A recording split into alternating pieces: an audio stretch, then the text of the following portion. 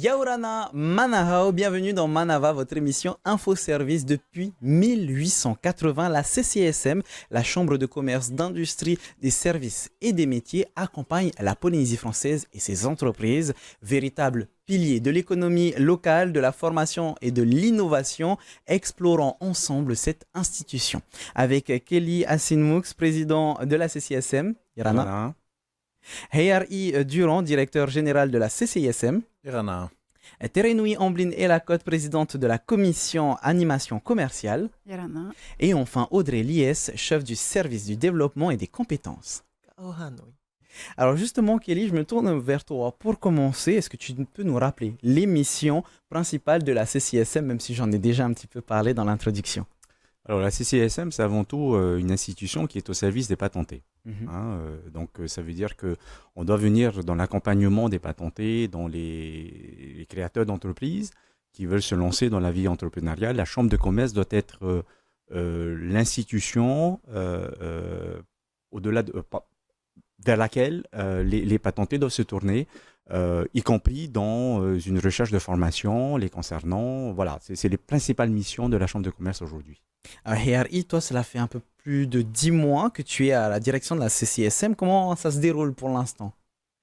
Ça se déroule bien. Ça a été une année, on en parlera certainement un peu plus tard, Bien sûr. année de calibrage de l'institution. La CCISM, comme l'a dit le président Kelly Asinmoux, c'est une institution effectivement qui est au cœur de la machine économique du Fénois. Donc c'est un honneur de prendre part à son action. Et voilà, nos équipes sont en place et travaillent au service des patentés. Comme tu le disais, une machine dans l'économie locale finalement, et ça passe en particulier par l'accompagnement des petites entreprises. Terenui, est-ce que tu peux nous rappeler comment la CCISM aide ces entreprises? Alors, tout d'abord, moi, j'aimerais bien parler un petit peu de nous en tant qu'élus, puisque quand on a été élu il y a un an, donc sur la liste de Kelly, on est venu essentiellement pour aider les entrepreneurs que nous sommes. Et souvent, on oublie qu'on est avant tout des bénévoles qui sont au service justement des autres entreprises. On est des chefs d'entreprise, mais qui mettons un peu de côté nos entreprises pour pouvoir aider et travailler sur les missions principales de la CCSM. D'accord. Et comment c'est important pour vous, et même, je vais même plutôt parler à toi personnellement, c'est important pour toi de les aider, de prendre ce temps pour les aider? Je pense qu'en tant que chef d'entreprise que nous sommes, on a envie que ça avance et on est là pour justement faire en sorte que les entreprises aient un véritable soutien, que ce soit au niveau de la formation. Enfin, on en discutera après, mais la CCSM aujourd'hui est un véritable pilier pour les entreprises polynésiennes. Et tu me permets une transition parfaite puisqu'on va parler de formation justement avec Audrey. Rappelle-nous le rôle de la CCSM dans toutes ces formations aux entreprises, aux patentés. Alors, la formation, elle démarre déjà par nos jeunes, puisqu'on a des écoles pour les aider à devenir chefs d'entreprise ou à du moins intégrer des entreprises. On a également un soutien avec nos porteurs de projets via une formation qui s'appelle 1, 2, 3, j'entreprends, qui est disponible tous les vendredis et qui est gratuite à la CCSM. Et après, on a différentes formations pour intégrer des demandeurs d'emploi dans nos entreprises, mais également former les salariés et nos chefs d'entreprise. On a différentes formations à ce sujet. Et parmi toutes les choses qui sont proposées finalement à la CCISM, on parle aussi de Prisme. C'est un rendez-vous très attendu. Quel est le bilan de 2024, Heyari? Ça a été un excellent bilan. On a déjà eu l'occasion avec le président d'en parler dans une autre émission. Ça a été plusieurs dizaines d'entreprises accompagnées. Et ce qu'il faut souligner, c'est que Prisme, c'est le premier et le seul incubateur en Polynésie française. C'est un incubateur qui a déjà formé plusieurs générations, plusieurs strates de chefs d'entreprise, et beaucoup d'entre eux aujourd'hui rencontrent du succès. On l'a vu récemment lors de l'installation des 3 ateliers agroalimentaires mis en place par le pays sur Mataya. 2 des entreprises qui avaient été donc bénéficiaires de ces ateliers sont d'anciennes entreprises incubées à Prisme. Donc c'est un environnement qui est favorable et qui, au-delà de l'aspect quantitatif, développe chez le porteur de projet une vraie capacité à croire en son projet. Parce que c'est ça qui est difficile. Il rencontre beaucoup de problématiques vis-à-vis de la lenteur de l'administration, il faut le souligner, sur la délivrance d'autorisations administratives. Et en fait, Prism est là pour leur permettre de passer ce cap et de gagner en confiance dans leur chemin entrepreneurial. En fait, on met beaucoup en valeur l'économie locale, mais j'ai même l'impression, avec les exemples que tu nous as donnés, que c'est même une économie circulaire finalement. La boucle est bouclée. Vous aidez des entreprises qui finalement rentrent dans toute cette économie, c'est ça? Tout à fait. C'est un cercle vertueux parce que là encore, il faut, je pense, pas l'oublier. Le développement économique d'un pays, c'est la condition première pour assurer tout le reste des politiques publiques. Et sans développement économique, sans chef d'entreprise, sans cette confiance que ces chefs d'entreprise placent dans le Fénois, il n'y a pas de Fénois. Alors Kelly, on peut l'entendre, hein, certaines missions ne bougent pas et c'est normal puisqu'elles sont demandées et elles ont du succès. Vous avez énormément d'importance dans toute cette économie locale, dans ce cercle vertueux. Et en fait, il y a une nouvelle politique d'organisation depuis quelques mois. Comment ça fonctionne pour l'instant ? Alors, c'est vrai que l'année 2024 a été une année où nous, en tant qu'élus, on a dû s'approprier en fait l'institution. On a découvert également une institution qui était malheureusement, qui avait perdu de son esprit et de son âme, qui était effectivement l'accompagnement des entrepreneurs. On a effectivement également constaté que l'ensemble du personnel était complètement démotivé. Donc, ça a été une année véritablement de changement, où on est venu également avec une nouvelle méthode de fonctionnement, puisque nous sommes des élus aujourd'hui qui sont actifs, hein, qui sont à la tête de sociétés, d'entreprises. Et donc, ce que l'on ne voulait pas, c'est qu'il y ait un seul président omniprésent et qui décide tout. Ce qu'on a voulu véritablement, c'est que l'ensemble des élus qui composent la nouvelle liste aujourd'hui, qui est à la tête de la Chambre, soient véritablement des acteurs du changement et du pilotage de la Chambre de commerce. Et effectivement, tout ça passe par cette fameuse phase de changement. Le dernier grand changement, c'est que on a fait une réforme de l'organigramme. Hein. On a véritablement, aujourd'hui, on est véritablement positionné, on a positionné en tout cas l'institution en phase d'attaque. Et on est prêt aujourd'hui, en 2025, à mettre en place tout le programme qui a été présenté lors des élections. Et je pense que vous voyez les deux représentants des équipes, aussi bien élus que je suis moi-même avec Térénuit et l'équipe dirigeante aujourd'hui avec Ayari et une représentante avec Audrey. On est véritablement dans une situation complètement différente de ce que l'on a pu nous constater quand on est arrivé. Alors je l'entends, hein, beaucoup de calibrage finalement en année 2024 et on vous souhaite tout le meilleur pour cette nouvelle année 2025. Mais j'aimerais pouvoir m'adresser à l'homme derrière le président, un peu la même question que Térénuit. Pourquoi autant d'investissements? Ça te tient à cœur, toi, personnellement? Oui, parce que vous savez, quand on est chef d'entreprise, on est confronté à la réalité économique. Hein. Vous avez parfois des politiques publiques qui prennent des décisions et qui ne sont pas du tout adaptables à la réalité économique, et qui ne sont pas du tout... parfois des décisions ne sont pas du tout pragmatiques et qui sont difficilement applicables. Donc, c'était important qu'à un moment donné, en tant que chef d'entreprise polynésien, vous savez, l'ensemble des élus qui composent aujourd'hui la Chambre de commerce, vous avez des cabinets d'industrie comme des petites structures. Et je pense que c'est important à un moment donné de faire porter la parole de ces entrepreneurs que nous sommes et de dire que quand vous prenez une décision, aussi bien l'État que le territoire en matière économique, si nous, on n'arrive pas à l'appliquer, si nous, la vision pragmatique des choses n'intervient pas dans la politique publique économique, ça ne peut pas fonctionner. Bien sûr. Donc, c'est la raison pour laquelle, à un moment donné, soit on continue à râler ou on continue à ne rien dire, et on a estimé que au contraire, il fallait apporter notre pierre à cet édifice de la construction économique polynésienne. C'est la raison pour laquelle on s'était dit, voilà, on est polynésien, il faut qu'on y aille, il faut qu'on se fasse entendre. Et la CCSM est un moyen et c'est une institution qui va dans ce sens. Qui va dans ce sens-là. Voilà. Donc arrêtez de râler et finalement mettre la main à la pâte. C'est exactement ça. C'est exactement ça. Alors parmi les objectifs de la CCSM, des objectifs majeurs, il y a la transition écologique. Je reviens vers toi, Ayari. Comment est-ce qu'on s'y prend finalement? Déjà, il faut poser le postulat que la transition écologique, comme le développement économique, ça va de pair aujourd'hui, c'est incontournable. Comment on procède? À la Chambre, on a plusieurs dispositifs qui permettent effectivement aux chefs d'entreprise d'être accompagnés sur le plan Conti et sur le plan Cali pour développer des initiatives éco-responsables. Je prends l'exemple, par exemple, du label pour un challenge pour un Fénois durable. On a récemment, en fin d'année dernière, on a publié sur nos réseaux et sur notre site internet. On a eu beaucoup d'échos puisque plusieurs entreprises ont soit renouvelé leur label, soit se sont labellisées pour la première fois. Et c'est important effectivement que les entreprises comprennent que ces démarches qui peuvent paraître contraignantes, au final, produisent des effets bénéfiques pour l'entreprise, pour son image, mais pour le Fénois de manière générale. Et on revient encore sur un cercle vertueux. Exactement. Et comment est-ce qu'on fait pour accompagner finalement ces entreprises, ces petites entreprises, ces patentés à intégrer des pratiques un peu plus éco-responsables, Audrey?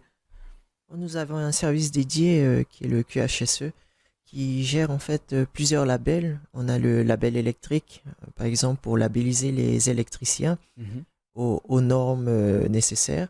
On a également le label gaz, pareil, hein, avec des formations adaptées et on a des formations qui sont vraiment faites en fonction du besoin du moment et des entreprises. On a par exemple prochainement la formation sur la réglementation douanière qui va sortir. Et est-ce que toutes ces transitions écologiques, tout ça, ça impacte l'économie locale Terenui?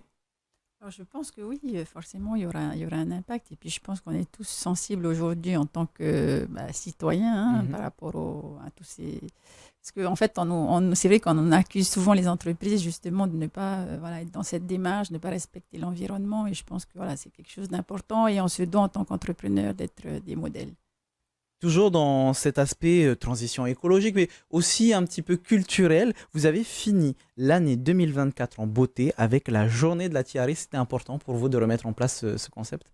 Oui, c'était important. Donc, ça a été organisé et mené par, donc je tiens à le dire, par Steve Liu. C'était lui le chef d'orchestre et c'est lui qui a réussi à justement coordonner cette journée avec le GIE également Titi Tourisme.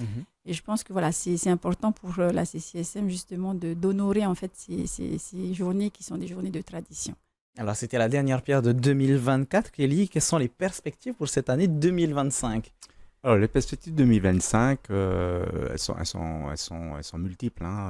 La première, à laquelle nous sommes attelés, et qui d'ailleurs, si on parlait précédemment de ce qui nous motivait, effectivement, ce qui nous avait motivé en premier, à l'époque où on s'est posé la question de savoir si on candidatait à la Chambre de commerce, c'est la problématique du RCS. Il y avait effectivement une situation catastrophique en Polynésie où l'organisation économique polynésienne est complètement dans une insécurité juridique puisque on accepte de créer des sociétés alors même qu'ils n'ont pas de numéro RC. Et donc, 2025, enfin, on a effectivement un nouveau teneur du registre qui a été nommé et ce que l'on est en train de faire, puisque le centre de formalité d'entreprise est toujours à la main de la CCSM, nous travaillons effectivement en étroite collaboration avec la DGAE, le ministère de la Justice et le nouveau teneur du registre, de manière à ce qu'on souhaite que tout ce processus administratif soit complètement fluidifié. On a d'ailleurs récemment encore, il y a la semaine dernière, eu une réunion où on a sollicité qu'une réunion de l'ensemble des chefs de service administratifs soit tenue, à laquelle la Chambre de commerce va participer, où nous, on va apporter effectivement cette vision pragmatique des choses. Il ne suffit pas simplement de venir et d'annoncer que c'est important de créer des sociétés, des entreprises, parce que ça crée de la richesse, ça crée des emplois. Encore faudrait-il que toute la lourdeur administrative soit allégée de manière à ce que ce soit le plus facile possible pour n'importe qui de créer une entreprise. Et donc, ça fait partie effectivement de nos missions 2025, de rentrer dans cet accompagnement. Ensuite, on voit très bien que pas mal de nos patentés sont complètement pas du tout acculturés à la gestion d'entreprise. Quand vous créez une entreprise, vous avez une problématique qui est d'avoir l'idée, de savoir gérer un budget, d'avoir un prévisionnel, 3, de connaître en fin de compte le droit fiscal, le droit commercial, le droit social. Donc vous avez pas mal en fin de compte d'informations que vous devez acquérir pour avoir pouvoir beaucoup vous lancer. De bagages finalement. C'est exactement ça. Et donc du coup, on doit organiser et mettre en place des modules de formation pour nos patentés de manière à ce qu'ils soient au minimum acculturés par rapport à ça. Ce sont les retours, Audrey, que vous avez eus dans les différentes formations. On parlait de gestion d'entreprise. C'est vrai que ce n'est pas donné à tout le monde. Est-ce qu'on peut avoir des retours justement de toutes ces personnes qui viennent pour se former? Effectivement, donc du coup, l'accompagnement qui a été mis en place, c'est toujours le programme 1, 2, 3, j'entreprends, où là, c'est sur une matinée où on informe tous les porteurs de projets des obligations comptables, juridiques, etc. Et donc, cette partie est gérée par les agents de la CCISM. Puis après, il y a des modules très spécifiques sur la comptabilité ou autres qui sont mis en place pour les porteurs de projets ou les chefs d'entreprise en activité. Alors une fois qu'on a monté son projet, il y a aussi autre chose qui est important, c'est la digitalisation de ces services et de ces produits, puisqu'aujourd'hui c'est difficile de ne pas proposer tous ces services et produits sur Internet et autres. Hey Harry, on en est où vis-à-vis de tout ça, cette digitalisation? Alors, il faut pas se mentir. Je pense on en est encore à un stade à l'échelle globale du Fénois qui est balbutiant. Hein. Ça émerge. Il y a une prise de conscience. Il y a beaucoup d'initiatives, mais effectivement, la digitalisation, ça va très vite, hein, puisque les technologies évoluent à une vitesse. Donc, c'est vrai que ce sont des process lents. Et il faut aussi changer les cultures d'entreprise pour faire comprendre aux entreprises que cette digitalisation, c'est comme la transition écologique, c'est indispensable. C'est essentiel. C'est essentiel pour leur survie et pour leur développement. Au niveau de la CCISM, on procède et on va les accompagner là-dessus, avec Prism, hein, puisque Prism est un incubateur avec une orientation start-up. Et forcément, l'univers des start-up, c'est d'arriver à digitaliser au maximum. Dans le cadre du programme d'accompagnement Prism, on a toute une partie des outils qui leur sont donnés au cours de leur incubation, qui consiste à les orienter vers des outils de digitalisation et avec des professionnels.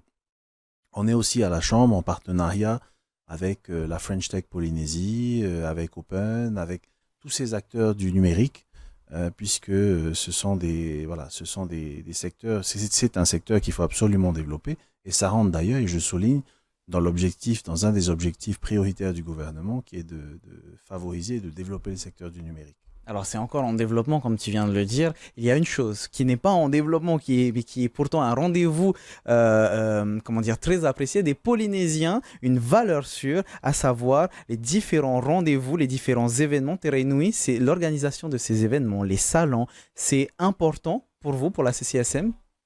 Alors c'est surtout important pour les commerçants. Hein. Donc ça c'est quelque chose auquel on tient, c'est en fait de pouvoir mieux nous coordonner justement avec eux.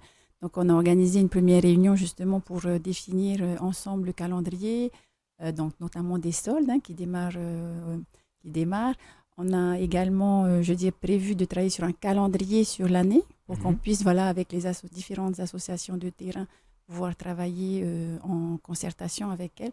Parce qu'il y a des événements, on va dire, récurrents, comme la Saint-Valentin, la fête des mères, la fête des pères aussi, il ne faut pas oublier, Noël, il y a le Black Friday.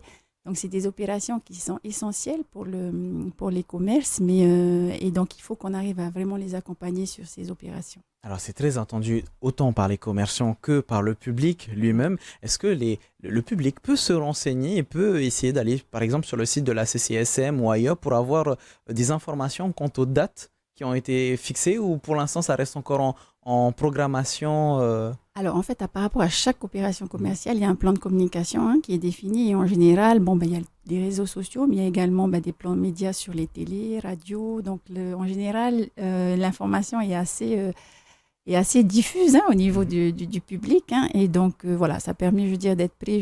Quand on sait qu'il va bientôt y avoir les soldes, de préparer justement son portefeuille et de pouvoir aller faire des bonnes affaires. Effectivement, tous ces rendez-vous sont devenus incontournables et très attendus, en particulier celui du Made in Fénois. On peut en parler rapidement? Alors oui, le Made in Fénois, donc on est en train de travailler dessus. Croyez-moi, toute l'équipe est vraiment travaille justement pour pouvoir organiser le Made in Fénois cette année. Donc normalement, ça devrait être premier semestre. On ne peut pas aujourd'hui définir exactement les dates. La particularité de cette année, c'est qu'on a voulu en fait changer et mettre le Made in Fénois sur la place Toata, sur l'esplanade de Toata. Donc ça demande une organisation spéciale, mais toutes les équipes sont en train de travailler dessus pour essayer de travailler avec les meilleurs prestataires, les prestataires qui pourront répondre à cette demande. Et donc très prochainement, on pourra vous donner des précisions. Donc, n'hésitez pas à vous tenir au courant sur les différents sites, en particulier celui de la ccism.pf. Vous aurez des informations très prochainement. On continue notre émission puisqu'elle n'est pas encore finie. On parle d'économie depuis tout à l'heure. Finalement, HRI, tout ça, ça permet de mettre encore plus en exergue cette économie locale et circulaire. Oui, effectivement. Et puis, cette question du développement économique de notre Fénois, elle est encore plus saillante lorsqu'on regarde la chance qu'on a. On compare avec malheureusement ce qui s'est passé en Nouvelle-Calédonie. Et on oublie de se dire, souvent on se plaint aux Fénois de pas mal de choses, mais on oublie de se dire qu'on a un Fénois qui est prospère, hein, puisqu'on a une économie qui est dynamique. On a une économie qui est multifacette, parce qu'on a différents secteurs représentés. On se professionnalise dans beaucoup de choses. Et le rôle de la Chambre, c'est vraiment d'accompagner ces tendances et de faire en sorte qu'il y ait ce dialogue. Et je pense que c'est là où la Chambre apporte une plus-value, c'est qu'elle est à la confluence du monde public et du monde privé. C'est là que se rencontrent les décideurs publics et les élus que sont les élus qui dirigent la Chambre aujourd'hui pour faire passer des messages. Parfois, les messages ne sont pas forcément en accord, hein, puisque, comme l'a dit Kelly, il peut y avoir des divergences d'opinion sur plusieurs dossiers, mais c'est absolument nécessaire que les uns et les autres se positionnent pour qu'on favorise la vie entrepreneuriale sur le Fénois. Favoriser cette vie entrepreneuriale, dynamiser finalement tout ça, Kelly. C'est, encore une fois, je reviens sur cette importance, hein, puisque si c'est incontournable, ces rendez-vous, c'est qu'il y a une raison et que c'est important pour tout le monde. Ah, complètement. Je vous donne un exemple en termes de chiffres. Vous avez par exemple sur l'exercice 2024 10 000 formalités qui ont été accomplies par la Chambre de commerce. Sur les 10 000 formalités, vous avez à peu près 4 500 qui concernent la création d'entreprises, l'ouverture en fin de compte d'une patente. Et donc, tout ça véritablement participe à ce dynamisme économique tel que vient de décrire Hayari. Et je pense que véritablement, il faut que l'on continue dans cette voie-là. Et voilà, notre rôle en tant que Chambre de commerce, l'idée et l'objectif effectivement qui est partagé par tous les élus, c'est qu'il faut que quand quelqu'un veut se lancer dans un domaine particulier, par exemple, il aille à la Chambre et automatiquement, il a tous ses papiers et tous ses documents en une semaine et qu'il ait une espèce de guide qui lui permette de dire, voilà, tu veux ouvrir une roulotte, c'est ça qu'il faut faire. Tu veux te lancer dans l'artisanat, c'est ça qu'il faut faire. Et donc, du coup, on travaille beaucoup avec nos équipes, mais malheureusement, on part de pratiquement zéro. Et c'est l'idée à laquelle nous voulons arriver au terme de notre mandat, c'est-à-dire que on fluidifie complètement le processus opérationnel de création d'entreprise. Je pense que ça, c'est important. Et nous qui sommes des chefs d'entreprise, on sait véritablement la difficulté que c'est lorsque on n'a pas une vision claire des choses. Et c'est là, effectivement, où on se dit, la Chambre de commerce, avec des élus qui sont dans le milieu économique, sont complètement pragmatiques. Vous savez, c'est assez comment interpréter ça, quel est le terme, sans vexer qui que ce soit. Mais c'est sûr que quand vous sortez un texte de loi pour le monde économique et que vous n'avez jamais été chef d'entreprise, parfois vos textes de loi ne correspondent pas du tout à la réalité. Et donc, à un moment donné, il faut le dire. Et je pense que c'est le rôle de la Chambre de commerce, justement, de le dire, pas forcément en s'affrontant, mais simplement en expliquant la problématique que rencontre le monde économique dans sa gestion au quotidien de son entreprise. Alors, nouvelle année, nouveaux objectifs, nouveaux projets. En une petite phrase, chacun, qu'est-ce qu'on peut vous souhaiter? On va commencer avec Hayari. Qu'est-ce qu'on peut vous souhaiter pour cette année 2025? Déjà, beaucoup de courage et je sais et je tiens à les saluer aux équipes opérationnelles de la Chambre parce que ce sont des gens passionnés par ce qu'ils font et ça c'est important de le dire. Ils sont passionnés au service de nos élus et on a en plus la chance d'avoir des élus qui sont passionnés également.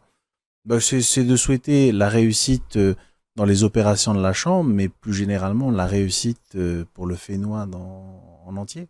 Dans la même idée, Audrey? Je souhaite que les chefs d'entreprise, ou du moins que les salariés aussi, se rendent compte que se former, c'est important pour devenir performant, pour monter en compétences. c'est de se former pour ne pas perdre de temps, pour avoir les techniques qu'il faut pour bien réussir cette année. Toujours dans cette question-là, qu'est-ce qu'on peut vous souhaiter, Terenoué, pour l'année 2025? Eh bien, de pouvoir concrétiser tous les projets que la nouvelle équipe a envie vraiment de voir réaliser. Et en profiter pour remercier les équipes de la CCSM, puisqu'on a vraiment la chance d'avoir des équipes dévouées. Et je dis, en tant qu'élu, on est vraiment heureux de travailler dans ces conditions. Toutes ces petites mains qui ne sont pas sur le plateau, Voilà, mais on exactement. pense fort à eux, on les embrasse s'ils nous Exactement. écoutent et ils nous regardent. Et ton dernier mot, Kelly, pour clôturer cette émission? Alors, je sais que sur l'année 2024, beaucoup de patentés ont été déçus. Ils s'attendaient à ce qu'il y ait un changement immédiat. Je peux vous le dire, ça n'a pas été facile. L'appropriation en fin de compte de l'institution, la réorganisation de l'institution, tout ce que j'ai dit par rapport au bilan 2024, malheureusement, il a bien fallu une année. Ça a été très dur, très compliqué, y compris même au sein des élus qui constituent la Chambre. J'ai effectivement, on a fait notre bilan et on a estimé que on n'allait pas assez vite. Mais bon, une année est passée, je pense qu'on est en configuration aujourd'hui et je souhaite maintenant que 2025 soit véritablement la concrétisation, comme le disait Terenoué, de ce que l'on souhaite et de ce que l'on a mis en avant lors de notre programme, véritablement que les patentés se sentent bien au niveau de la Chambre de commerce. Tout simplement. Voilà. Pour clôturer cette émission, merci beaucoup à toutes et à tous d'être intervenus. Les amis, si vous avez besoin de plus d'informations, n'hésitez pas, ccism.pf ou prism.pf. Nous, on se retrouve pour une nouvelle émission à partir de demain. En attendant, bonne soirée sur TNTV avec votre VA à 18h. Maururi Totato Farere A, Trahoma Parhena.